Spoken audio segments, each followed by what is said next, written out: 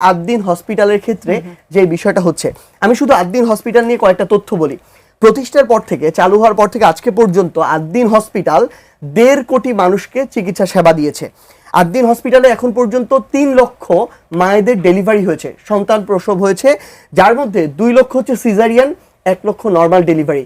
ঢাকার একটা হসপিটালে আমার একজন মা প্রসব বেদনা নিয়ে আসবে, সেখানে 3 জনের মধ্যে 1 জনের নর্মাল ডেলিভারি করবে হাসপাতাল। এই ধরনের মন মানসিকতার হাসপাতাল এই ঢাকা শহরে নাই। বরং কাকে কত কাটাছিড়া করে কতদিন অপারেশন থিয়েটারে রেখে আইসিইউতে রেখে তার থেকে হাজার হাজার লাখ লাখ টাকা খসানো যায়, এই ধরনের ব্যবসায়িক প্রতিষ্ঠান হচ্ছে আমার হাসপাতালগুলো। আমরা যদি দেখি 700টা, আমি একটু শেষ করে, শুধু 700টা বেড আছে আদ্দিন হসপিটালে, এর মধ্যে 200 বেড হচ্ছে সবসময় বিনামূল্যে দেওয়া হয়, মানে ফ্রি দেওয়া হয়। এখানে 1800 জন কর্মচারীর একটা পরিবার আছে টোটাল। এই 1800টা পরিবারের কি হবে এটারও চিন্তা করতে হবে। এবং একটা জিনিস বলি, 1800 জনের মধ্যে 1500 জন হচ্ছে নারী। এখন আমি এই কথাগুলো আসলে কেন বলছি, কারণটা হচ্ছে একটা হসপিটালে যে ঘটনাটা হয়েছে এটা অনাকাঙ্ক্ষিত। এটার জন্য অবশ্যই তাদেরকে শাস্তির আওতায় আনতে হবে।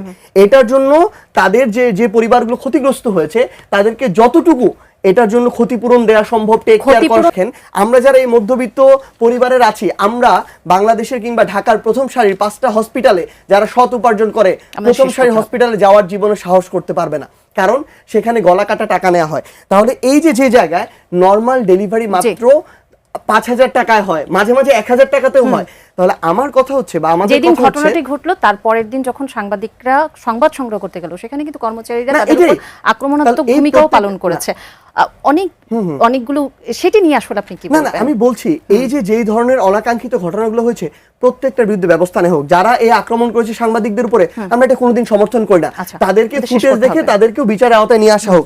কিন্তু একটা জিনিস সেটা হচ্ছে যে একটা প্রতিষ্ঠানকে আপনি এভাবে বন্ধ করে দিচ্ছেন। আমরা এখানে আমি শেষ করি একটা লাইন, আমরা প্রতিষ্ঠান বন্ধ করা দেখি না, আমরা এটা তারা মনে করছে এটা জামায়াতের কিনা প্রতিষ্ঠানটা, এবং বিএনপি এই প্রতিষ্ঠানগুলোকে দুর্বল করার মাধ্যমে, বন্ধ করার মাধ্যমে জামায়াতকে দুর্বল করতে যাচ্ছে, কিন্তু ক্ষতিগ্রস্ত হচ্ছে দেশ এবং